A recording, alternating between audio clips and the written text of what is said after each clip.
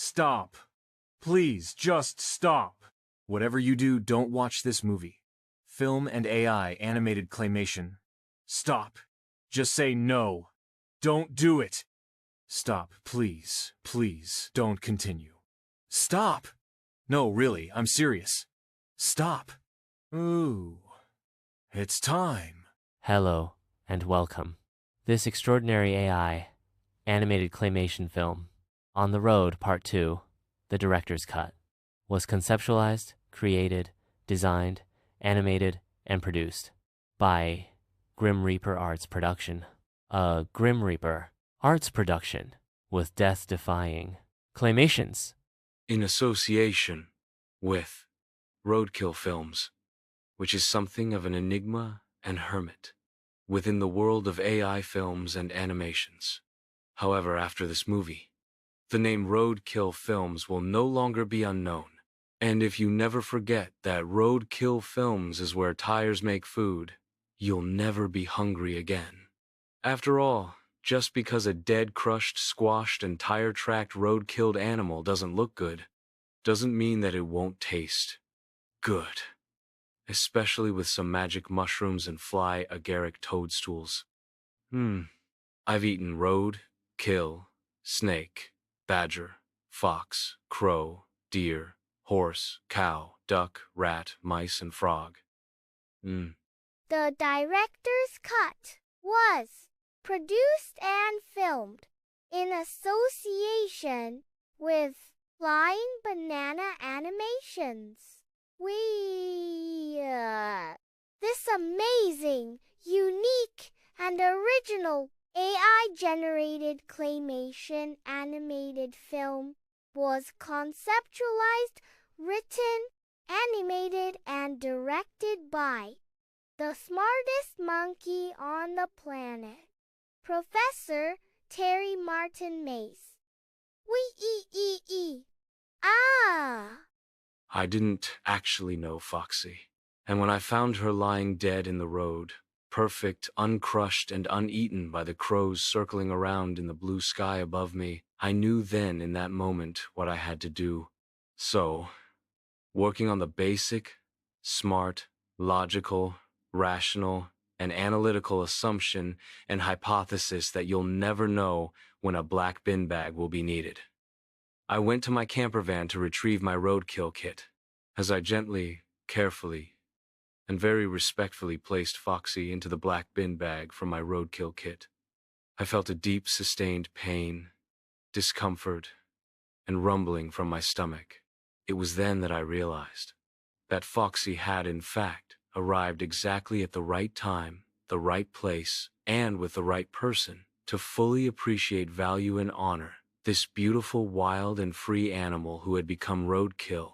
I pulled my camper van slowly away from the roadside, where I'd first found Foxy, traveling back into the distant landscape, deeper and deeper into the mushroom woods, from where I'd first come. Wow, what a great day to be alive. As I prepared Foxy for the pot, I realized at that moment that all life, no matter how squashed, how flattened, or how run over by life's roadkill tires, deserved a second chance at redemption in life. Once, I was a greedy fat cunt, living a lie, a life of delusion, social madness, and deep unresolved sadness, depression, bereavement, loss, and grief.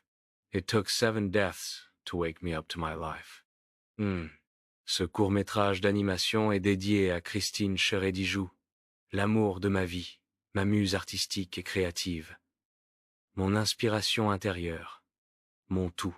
Je t'aime. Je t'adore. Des bisous. When I met Sir David Attenborough, he explained the best way to study and research stupid monkeys would ultimately be to go into their natural environment and spend time simply observing them. So, armed with only my trusty stupid monkey cam and a briefcase full of ripe and sweet bananas, I set off to discover just how stupid was. Sadly, as you'll see, it's pretty fucking stupid. To keep things simple, I asked each stupid monkey the same 3 questions. 1. Where do bananas come from? 2. Where do stupid monkeys come from? And finally 3. Just, how stupid are you as a stupid monkey? Finally, I offered several bonus bananas to any stupid monkey who could tell me how many biological genders there were. Sadly, as you'll see, the stupid woke monkey was the most confused of all. Truth. Where do bananas come from? Are you serious? Obviously. Bananas come from my banana briefcase! Duh. And you call me a stupid monkey. Shame on you, sir. Shame on you. Where do bananas come from? Sorry, could you repeat the question, please? Perhaps I can take a wild guess, but nothing's actually coming to mind. Perhaps you could ask me another question? Where do stupid monkeys come from? Well, I'm pretty sure I live about a mile up the road, next to the Chippy. On a Saturday night, they do a stupid monkey special. Eat all you can. Banana buffet. Where do stupid monkeys come from? That's a really stupid fucking question. Every stupid monkey knows that stupid monkeys come from other stupid monkeys. It's simple. Everyone knows that that's how it is. How many biological genders are there? Well, without excluding any one or anything or any non-thing, and also taking into account the latest woke data and research, I'd say about 150 biogenders. Yeah, sure. Well, what an excellent question. Yeah, sure. So, right. Exactly. Great question. Sure. Let's see. Let's have a think about that. How many biological genders are there? Excuse me. Are you stupid? What the fuck are you even doing? Using the word biology and gender in the same sentence. Don't you know that's illegal? You can't just go up to stupid monkeys and ask that. I actually didn't need to ask my 3rd question, because without me even asking the stupid monkeys just how stupid they were, they gave me the answer to that question by their answers to my questions. So now you can truly begin to fully appreciate and understand why I agreed to work with Cherry, the director from Roadkill Weekly, on her film The Director's Cut. You see, someone has to tell the truth. Oh, what the fuck? Did that actually just happen? On the Road, Part 1, The Director's Cut. Careful. Caution is advised. Beware. This is the director's cut. Her cunt is fucking unbelievable. Stand by, on set, and action. I'm Cherry, the sweet, sexy director.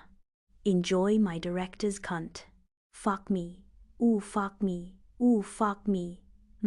Harder, faster, deeper. Oh, whoa. Now, you're ready, Daddy. Cut. Hi. Welcome to the director's cut, with lots more sex and drugs. Ooh, I'll suck you, Daddy. If you're a smart monkey rather than, say, a stupid monkey, you'd better download, save, share, and distribute this film before it's taken down, removed, banned, or even worse, goes fucking viral. Sadly, because the world has gone mad. I should respectfully and politely and perhaps even cordially warn and caution you, the viewer, not to watch this adult film, but you really should. Oh yeah, can I stick it up your bum? Oh, Daddy. Warning. Before you watch this film, please finish or stop masturbating. Whoa,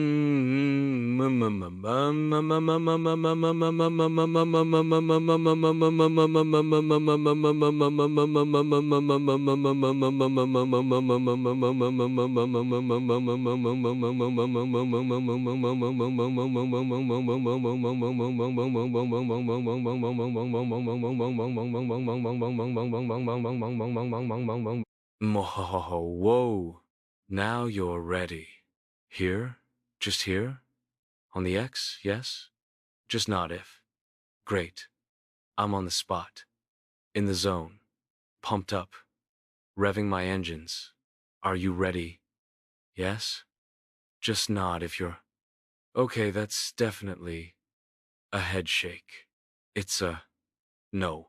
So, if I understand everything correctly, you'll say action, and I'll start reading the auto cue above my head, right? Just nod if I'm right? Great, okay. Are you ready? Yes? Great. I'm ready. Action. Wowzer. What great drugs. I'm Professor Terry Martin Mace, and this is part 1 of my unbelievable true life story and my adventures and journeys through the universe beyond space and time. What bullshit.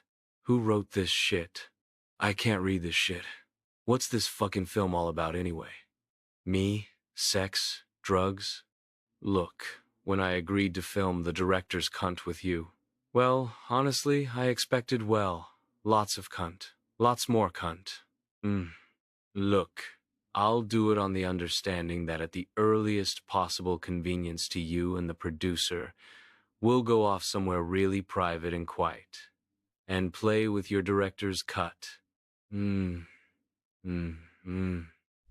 Daddy. If you're ready, we can begin. But, please, be careful. You might find yourself in an emotional landslide where cascading claymation alphabet letters become a health hazard or danger. Woo, you didn't see that coming, you fuckers. So, if I've understood everything correctly, you, the director, want me to start talking when you say action, just nod if I'm right. Good. Okay. And I stop when you shout cunt. If you're easily offended, easily upset, slightly brain damaged at birth, or you've been hit in the head by a baseball, or if you're just a stupid monkey, you may become aware after viewing. Fuck me hard, Daddy. I will ooh.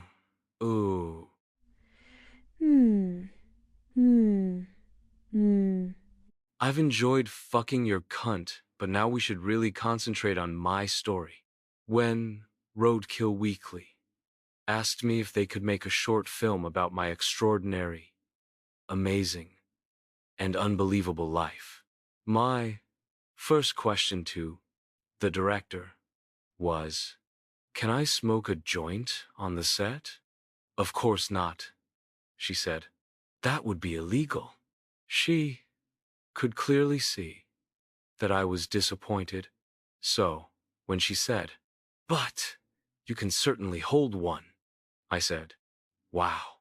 Sadly, we rarely ever get what we ask for or what we truly deserve. So, after I'm finished holding this plasticine chocolate Yule log, I'll smoke a real joint, because that's just how I roll. Sorry? What the fuck do you mean when you say you won't be able to go and smoke a joint outside because it's illegal? Are you saying I can't toke or don't toke? Because if I want to toke, I'll toke. Truth. Look, I get it, I really do. I understand and totally appreciate and truly respect your opinion, your feelings, and your legal position as the producer of this film for Roadkill Weekly. But you're a cunt. I once had to fill in a form to tell the DVLA that my campervan was now off-road. The form said I'd need to tick the off-road box. However, I ticked the wrong box. Nothing happened. Often stupid monkeys won't say or do something that they really truly want or desire to do, simply because they're shit scared of the consequences and repercussions, legal or otherwise, of their actions. However, most times in life, whatever you do, be it good or bad, the final outcome, expectation, or reality of what you either feared, imagined, or somehow were told or believed would happen doesn't happen. Sometimes, whatever we do, life doesn't work out the way we'd originally planned. So, when that happens, human beings need to learn how to adapt, move forward, and turn those lemons into lemonade. Perseverance, commitment, dedication, and a pursuit of excellence nearly always goes unnoticed. However, if you're always looking for others' approval, acceptance, or agreement, you'll do fuck all.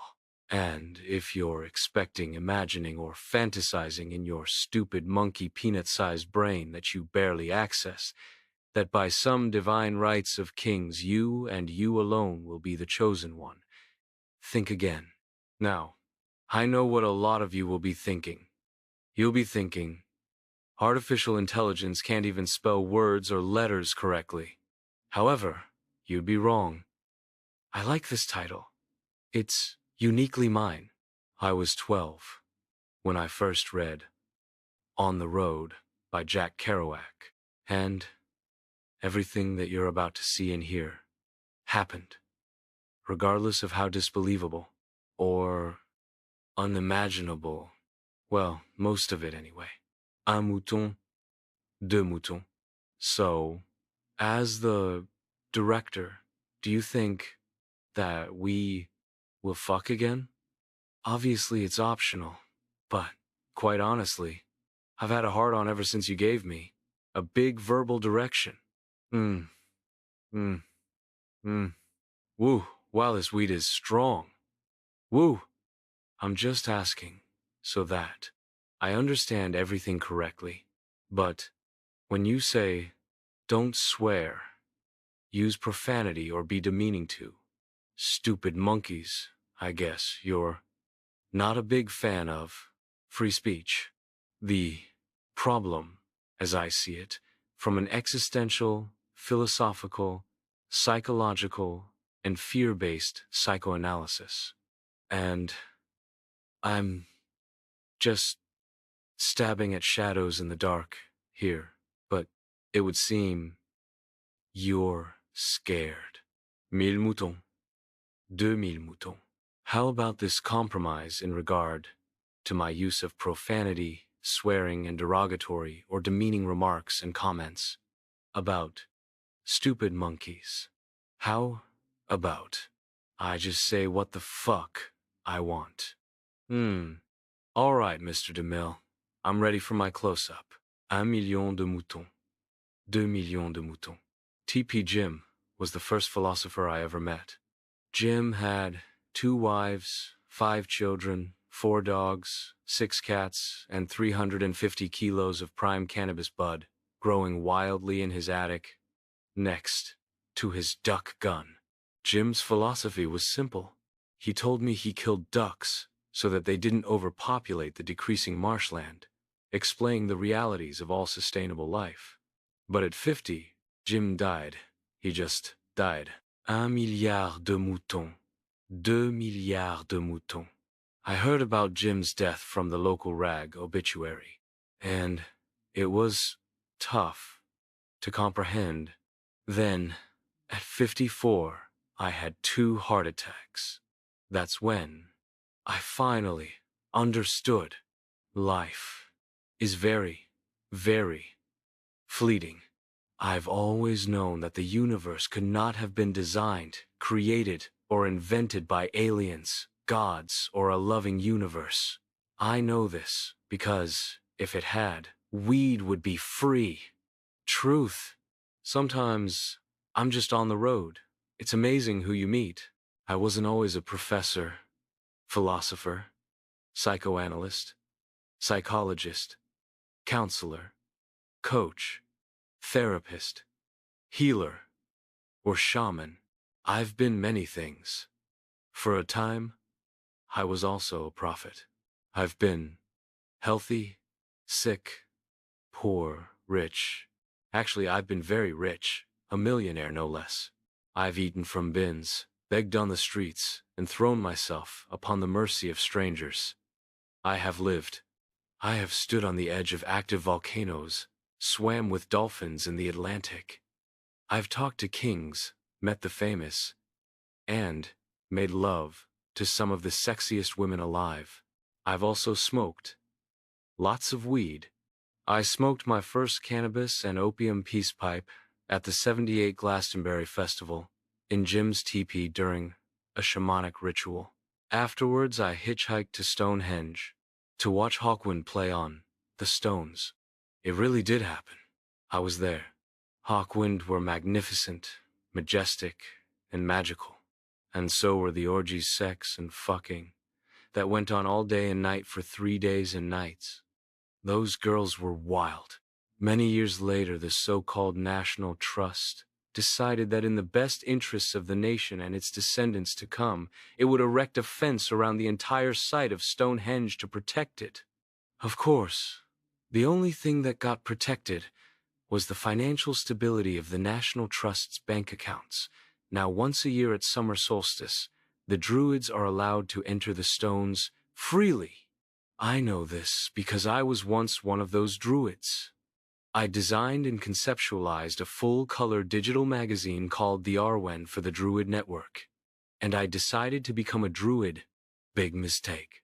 Having finished work on editing, laying out and designing the Arwen for TDN, I presented it to the trustees. Wow, what a shitstorm. In short, they didn't want to invest the funds into publishing it, and so, I published the Arwen myself, creating my own publishing company, design studio, and online digital press project called Pocket Rocket Press, which you can find at www.pocketrocketpress.com.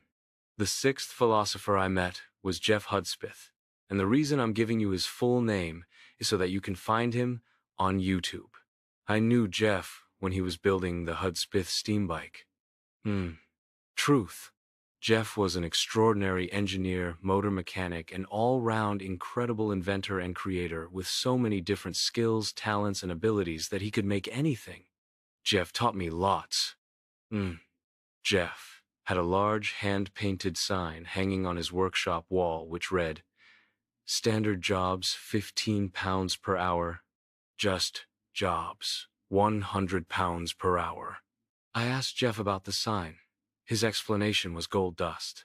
Jeff explained that a standard job was any job he knew he could complete or do in an hour or several hours, knowing that he'd finish the work in profit and to be paid correctly at 15 pounds per hour. However, with just job requests from Jeff's customers, which normally started with, "Hi Jeff, can you just have a look at my car? It's just started playing up, but I'm sure that it's just a simple fix." Nearly always, without fail, cost Jeff more time, more money, and much more energy than if he'd simply taken on the work as a standard job at 15 pounds an hour. From that one life lesson, I learnt my true value. Because of Jeff, I trained as a motor mechanic and kept my own camper van on the road for years. Many times, Jeff helped me to mend the van, and I also repaired cars so was able to earn a living. Wowzer, these shrooms are really strong. The seventh philosopher I met was Busker Jack, a naturally talented, gifted, and progeny-style singer, songwriter, guitar-playing alcoholic, drug addict, and all-round fuck-up. Busker Jack wrote songs of pain. When I met Jack, we talked, and afterwards he said he wanted to go cold turkey and give up everything that he'd relied upon chemically to keep him sane, safe, and asleep to his true and real potential. So, I took Jack to the top of a high Welsh mountain waterfall in full flow and asked him to climb out onto the jagged razor-sharp rocks and boulders directly underneath the torrential pouring waterfall. That's all I can share, as the rest is between Jack and myself. But what I can say is, for a while, Jack got reborn, reclaimed his life, and became a better human being. However, fuck-ups always fuck up again. Being on the road, as opposed to, say, well, being off-road, ultimately gives one's cracked, broken, and wounded life a chance to heal, to mend, to be with one's self. There's no GPS in my van. Truth. Sometimes I use a map. Sometimes the stars, sun, or moon. I've even been known to flip a coin. Whichever way I choose to navigate my life's journey is now up to me. Can you say the same? Please don't get me wrong. I understand how difficult life can be. However, one of the most important things that we can do to make our lives much better is to get up off your fucking arse. Often, when I was working with a client, I'd jump up straight out of my therapist's chair and shout out as loud as possible. Obviously, without disturbing the neighbors, I'd shout out bananas. Everywhere I travel, I set up a mini university. I try to help those who wish to learn about the real world.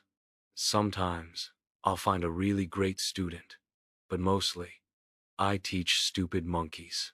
I continue to teach, as best I can, stupid monkeys. It's a dirty job, but someone has to do it. I used to work for the council. My job was to collect the dog shit. I've smoked a lot of shit. When the director from Roadkill Weekly explained to me they'd like me to do several scenes in a bar, I asked the director if I could drink my own urine instead of alcohol. Moon. When faced with an uncomfortable silence, I have often found that staring directly into the other person's eyes, intently for several long minutes, will elicit one of three possible reactions. Sometimes, after you've looked deeply into their eyes, they will either want to fight you or fuck you, but mostly it's both. They will either become your friend, your enemy, or both. If you look at the very core fabric and foundations of our past global societies, civilizations and cultures spanning the full chronology of our pathetic, parasitic existence upon this dying planet, you will become aware of just how fragile and vulnerable our survival really is. And if you ask the survivalists, the preppers, and the Minutemen of the world just exactly how long the end will take, how long it will be before neighbor is eating neighbor, how long it will take before dog is eating dog, and just exactly how long it will be before the stupid monkeys fly away to Mars, they will smile, and they will look deeply into your eyes, and quietly whisper into your closed and blocked up stupid monkey ears. Not long, my friend. Not long at all. And then they will kill you and eat you. He's alright, the prof. Always something to say. Clever as fuck.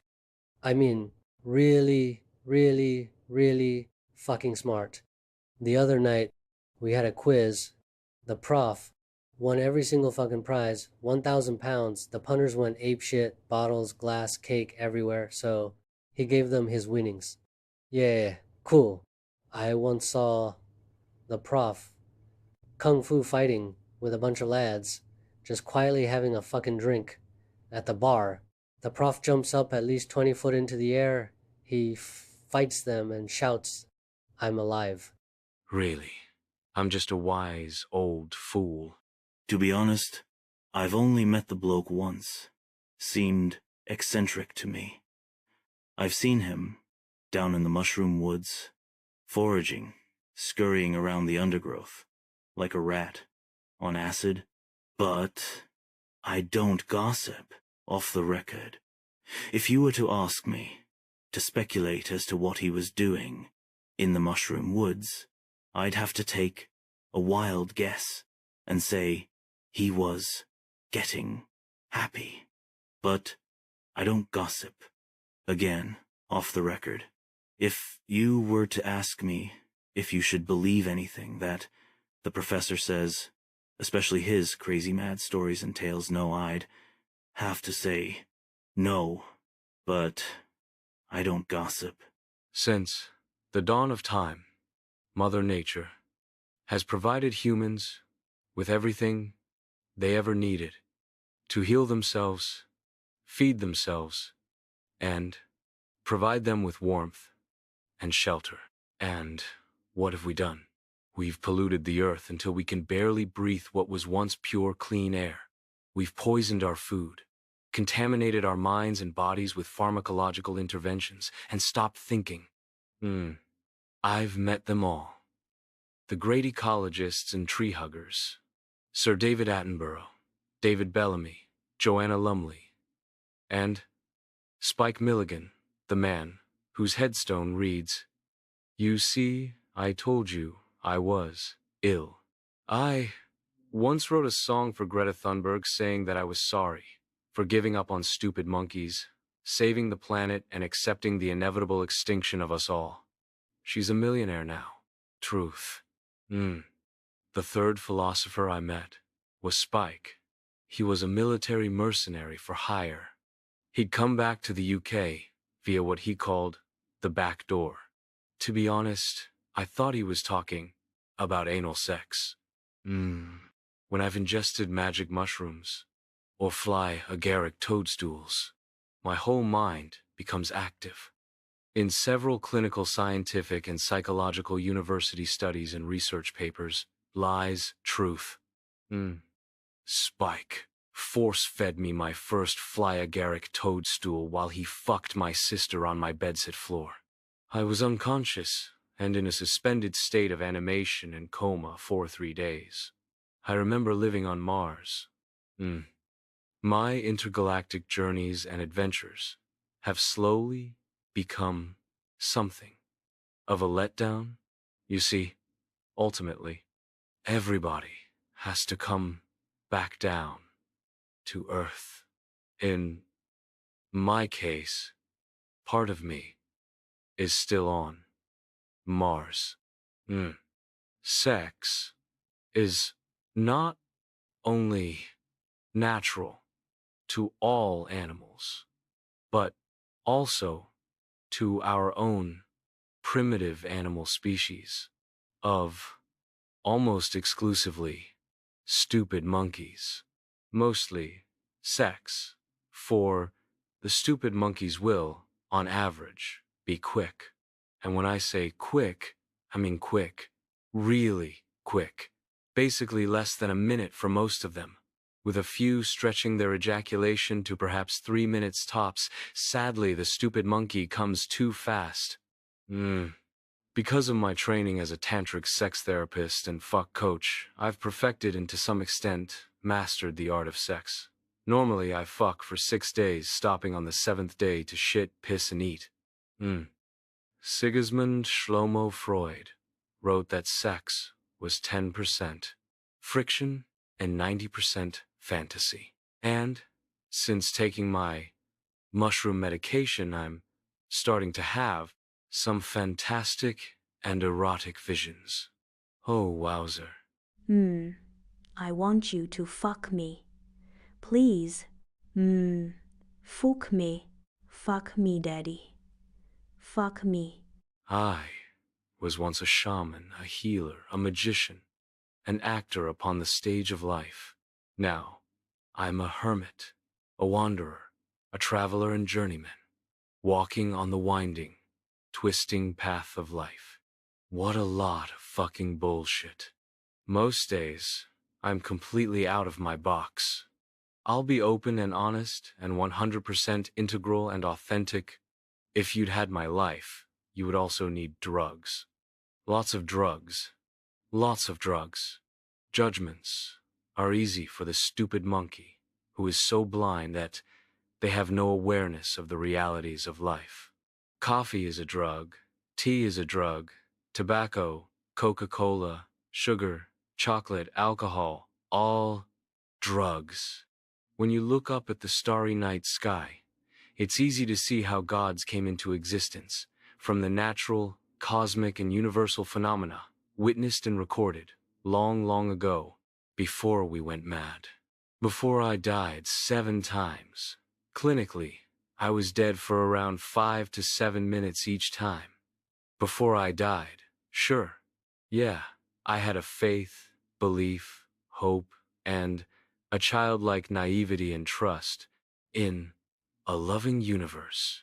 Then, one day, it was gone, all gone, disappeared, out of sight and mind, cleansed from my heart. I've tried many times to speak to the devil, as well as all the so-called gods and entities. And because not one of the fucking bastards has ever returned my emails, text messages, or Facebook friends requests as a rational, logical, analytical genius, I must conclude that no one's home. The second philosopher I met was Bacchus, a self-styled spiritual tarot-reading guru with a chic, trendy, and very cool wine bar and restaurant. He taught me how to read the tarot cards. Bacchus was so pleased with my progress, learning the tarot, that he gave me my very own 5-card Major Arcana tarot card set, and he taught me how to use it. For many years, I used those cards. Of course, one thing led to another, and before I knew it, I'm working as a platform medium and psychic, the youngest in the UK at that time. I was also working as a street performer during the day. Over the last 50+ years, I've studied, belonged to, followed, or been part of every single major and minor religion, spirituality, and faith in the world. In essence, I'm a theologian as well. My father was a writer, poet, a broken and botched man and human being. My mother was schizophrenic and was institutionalized when I was a child. When she left, Father taught me how to play chess. By 10, I'd already won several chess tournaments. But the first time I beat my father at chess, he didn't take it well at all. I guess, like most people, he was only okay while he was winning. The first thing that my father said to me before he began to teach me how to play chess has always stuck with me, even through the many years of my life that chess was not played. He said to me, "Son, if you want to become a better chess player, you must play a better chess player." I guess after I beat him game after game, win after win, he realized that I had become that better chess player. When I was 7, my schizophrenic mother tried to strangle me to death. I'd dressed up as Superman and jumped down the stairs directly in front of my mother, who reacted out of fear. Fear is a natural, primitive, and evolutionary biological genetic reality. So, to deny or hide one's fear or fears often leads to mental health issues. I know this because I have lived in fear. My sister Amanda lives in Bulgaria with her husband Marty. They wanted to get away from the rat race and superficiality of life. She's got lots and lots of chickens. Chickens are great philosophers. Ooh, chickens. Amanda and Marty have an alternative lifestyle, and they're really beginning to make a new beginning for themselves. Often just moving to another country, location, or area can change our dead lives. I spent 3 years in New Zealand milking 1,500 cows, twice a day, 7 days a week. While I was living and working there, I became a shaman, something that I never expected to ever be. I lived in New Zealand with my second wife, Heidi. She had an accident on the farm, which caused a head injury. I went to see a Maori shaman to get her healed. He laughed and said, "You do it, Mr. Shaman." I tried for 5 years to heal Heidi, but I just couldn't do it. So after 15 years together, we parted ways, walking our own unique and different paths back to happiness again. Sometimes I think about her. Christine, my companion, friend, and lover, understands me. She knows that I'll always, always love her. However, she also understands I'm dying. Life's a bitch, and you can either live or die. I'm trying each and every single day to get myself out of bed, get dressed, get washed, have a shit, and begin living each and every moment in the moment, moment by moment. Christine helps me stay alive. But the bottom line is that Christine is not responsible for me, my life, or my well-being. Neither is she morally or ethically bound to me. Christine knows that if it all becomes too much, she's free to go. Ooh, what an absolute joy.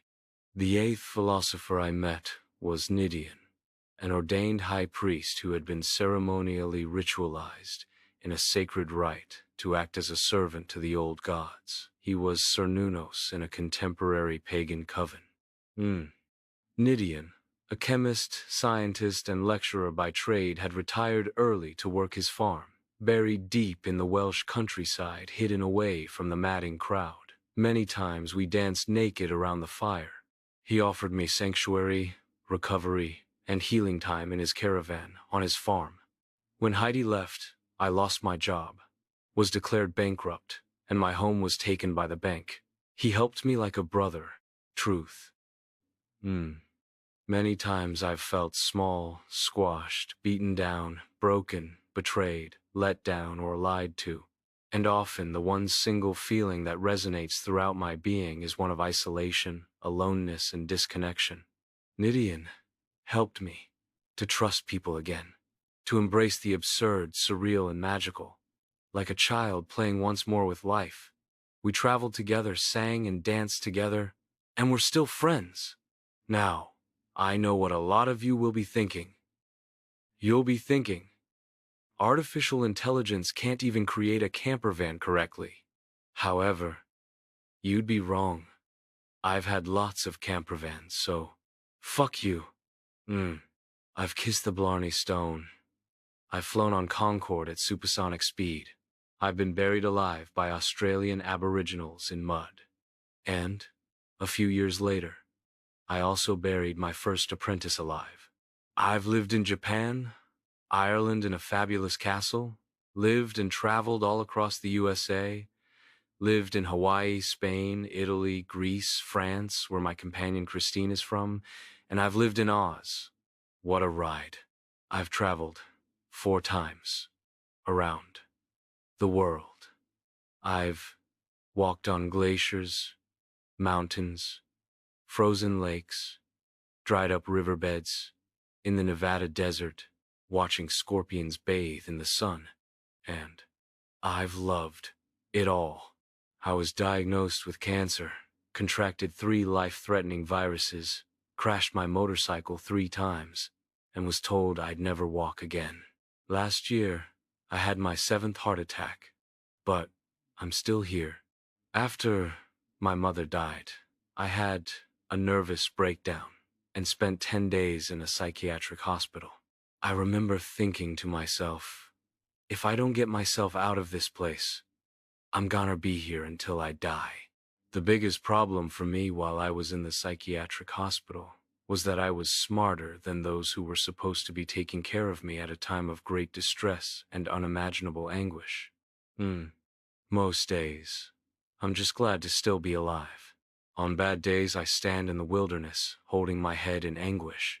Many people who I've both known and cared deeply about, or to whom I felt a connection, have died and ceased to exist.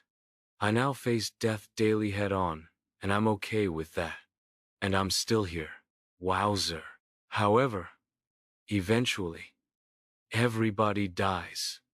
Everybody will cease to exist. There never was a plan, a roadmap, a compass bearing, or star to guide you. Life, all life, has always been meaningless and hopeless.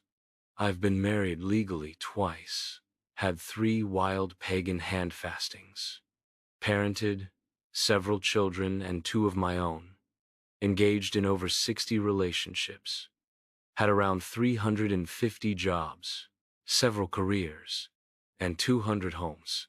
I've made love, had sex, and fucked women, men, trans women, trans men, transvestites, and several small farmyard animals, which, upon reflection, wasn't much fun. However, sex is just sex.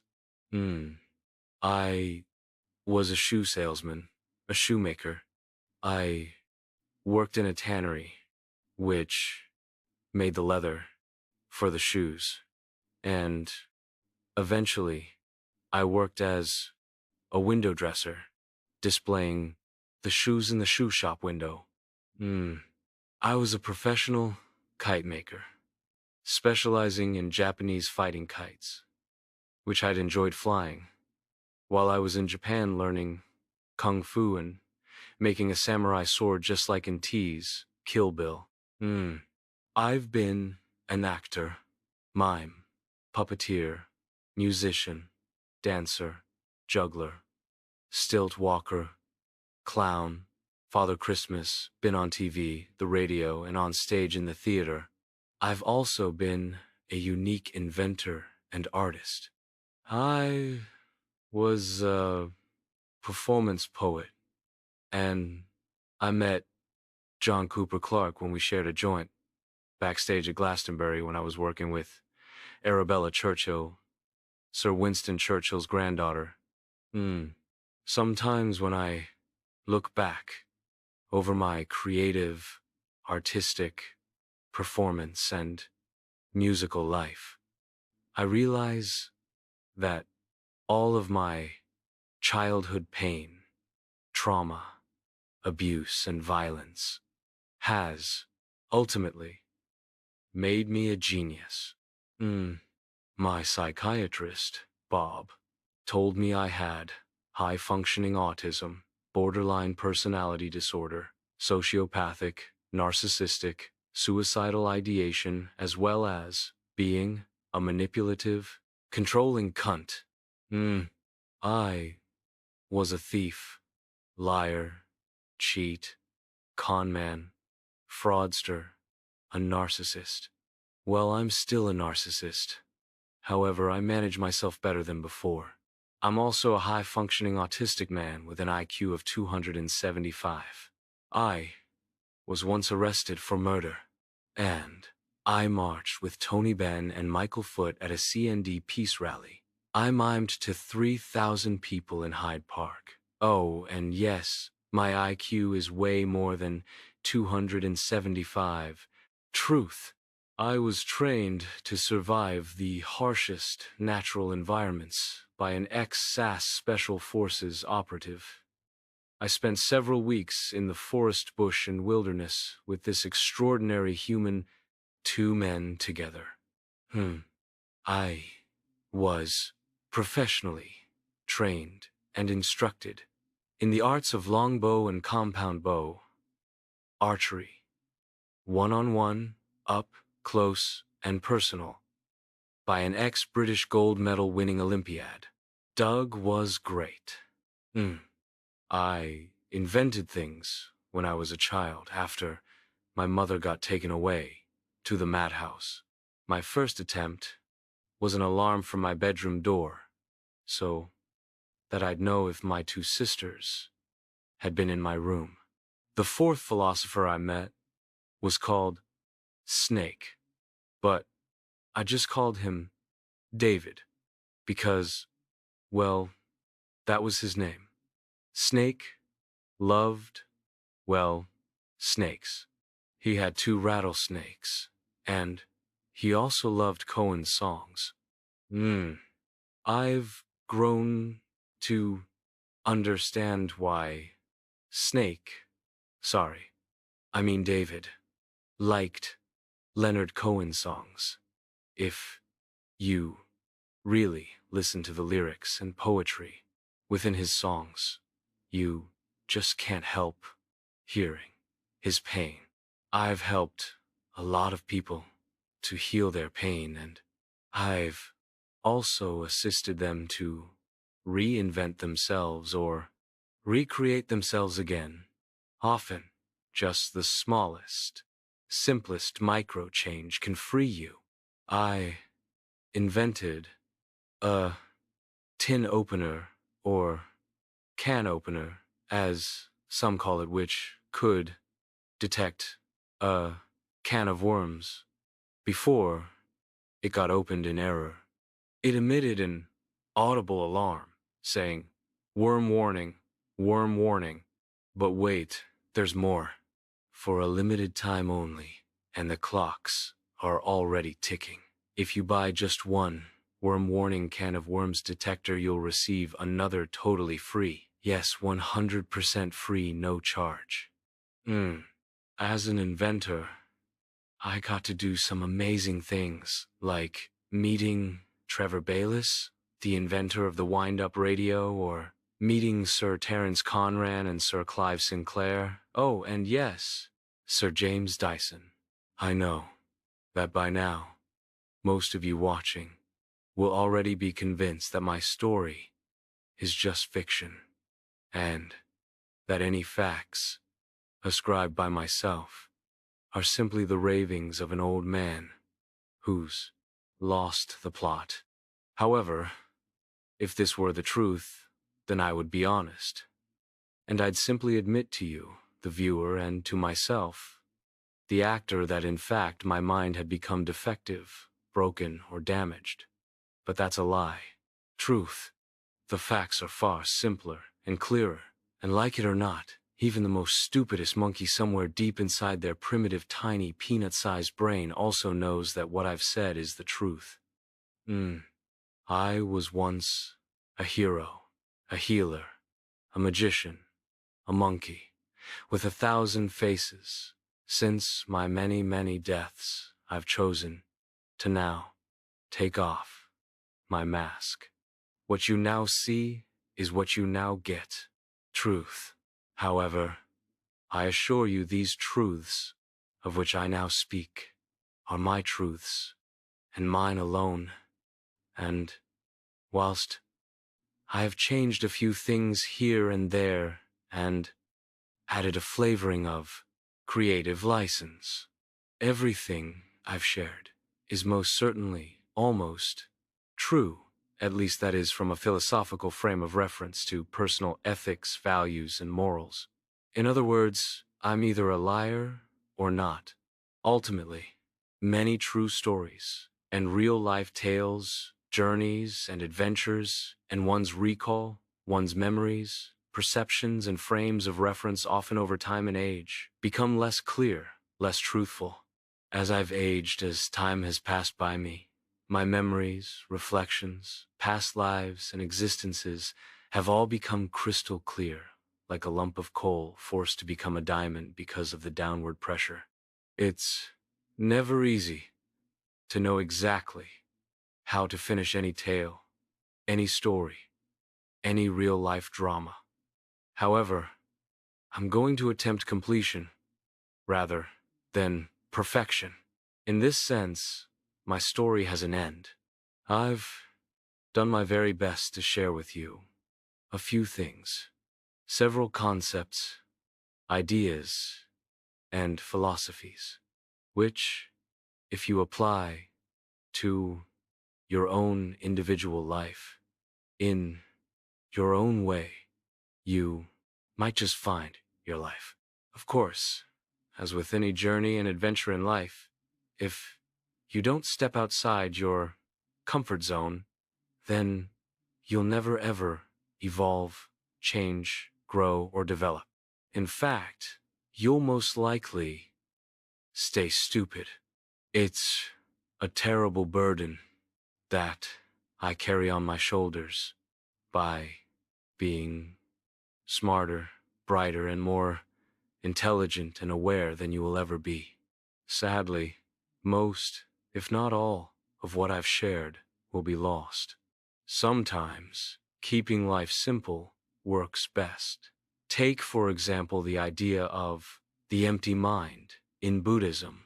What absolute madness to pretend, delude, and convince yourself that your mind can be empty. If your mind was empty, you'd be dead. However, Carl Gustav Jung proposed that to discover the darkness within our minds, we need to shine a bright torch into every nook, cranny, and corner. Of course, if you've lost or misplaced your torch, forgot to replace the batteries, or even worse, you never had a fucking torch in the first place, well, you're pretty much fucked. Sorry. Let's blow away another great myth and belief. That is, the idea that you and everyone on this planet have rights. What a lot of bollocks. You are a stupid monkey to believe such lies. What rights do you think you really have? The right not to pay tax, no. The right to kill yourself and still have the life insurance pay. Your inheritance to your family. No, you have no rights. TP Jim taught me about animal rights, and now I understand that, as most stupid monkeys act like animals, it does make perfect sense not to give them any animal rights. Sadly, the truth hurts. When Jim died, I was working on an irrigation drilling rig, drilling holes, filling the holes with polymer, then the irrigation tube, to drain the water off the cliffs to avoid future tidal corrosion. As I finished the last hole, it occurred to me that all I had done was slow down time, not stopped it dead in its tracks. The cliffs would eventually crumble and fall back into the sea. That's life. Albert Camus, a French existential philosopher, said, La lutte elle-même est suffisante pour remplir le cœur d'un homme. Il faut imaginer Sisyphoreux. And if you don't understand French tough shit, it's difficult to always be the smartest person in the room, building, city, country, world, and ultimately the universe. However, I humbly wish that wherever you journey next, it will be goody. Let's fuck. Let's fuck, Daddy. Touch me. Fuck me. Now I know what a lot of you will be thinking. You'll be thinking artificial intelligence can't even spell words or letters correctly. However, you'd be wrong. Roadkill Wheelie can be spelt lots of ways. And who really needs, wants, or craves to see a dead fox crushed, flattened, and quite frankly totally delicious in a curry? Even though I asked the AI to generate a dead fox, you've got a live one. Truth.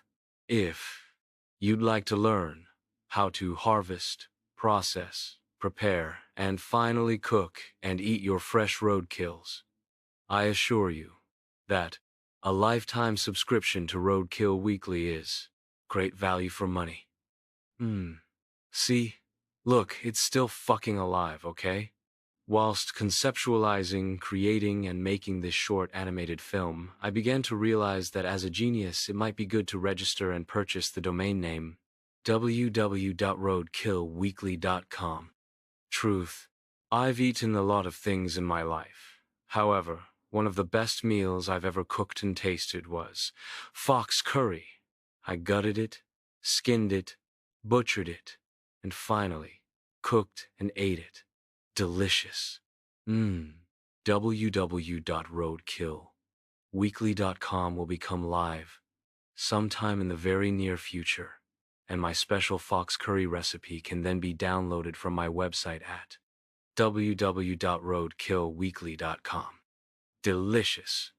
This short animated claymation, AI-generated film was only made possible by the generous gifts of dead meat, raw flesh, and various entrails and guts from Roadkill Weekly. And now, a word or two from our sponsor, patron and lifetime subscriber to Roadkill Weekly, my fucking psychiatrist and nemesis, Mr. Bob. Bob, as he likes to call himself, used to be a TV host. Fuck me. I'm Bob. I'm Big Bob. I'm Bob. Bob. Bob. Hello, is anyone there? Anyone at all? Oh.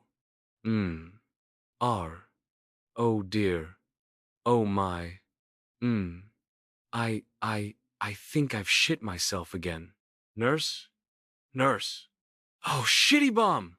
This animated film was made by Professor Terry Martin Mace, and even if I do say so myself as Professor Terry Martin Mace, I think I did a really good job explaining life in around an hour.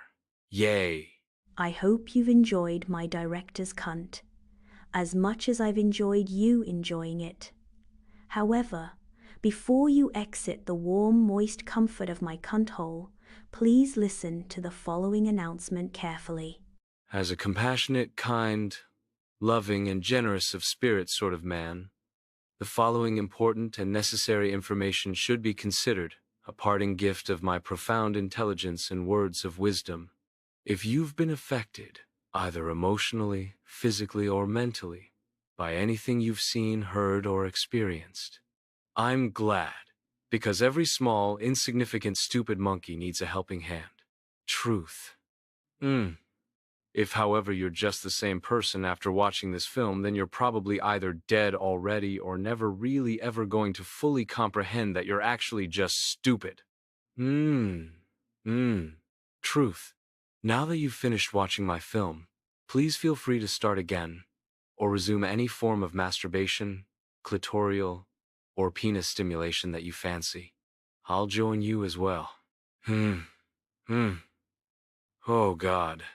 Now I know what a lot of you will be thinking. You'll be thinking, artificial intelligence can't even spell words or letters correctly. However, you'd be wrong. I'm offering you some free bonus content. The following free bonus content is a very, very short animated film called The Interview. It's the foundation and original inspiration for this much longer animated film on the road. Please enjoy. Stay tuned. Your bonus content will begin shortly. However, whilst you're waiting, let's end our relationship honestly and authentically by me saying, I don't care what the fuck you think. Truth.